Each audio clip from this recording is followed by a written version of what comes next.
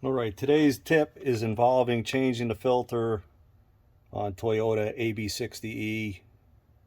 Give a Tundra. This also applies to a lot of the other Toyota rear-wheel drive and four-wheel drive valve bodies.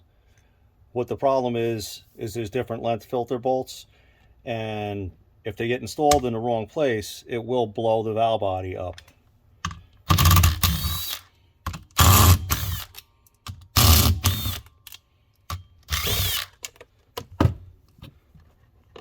The problem exists in this bolt hole.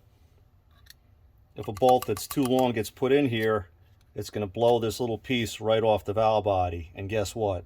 You're going to have no reverse. And this piece is also not purchasable separately from Toyota. So when you take bolts out of a Toyota filter, make sure you put them back in the same spot from which they came.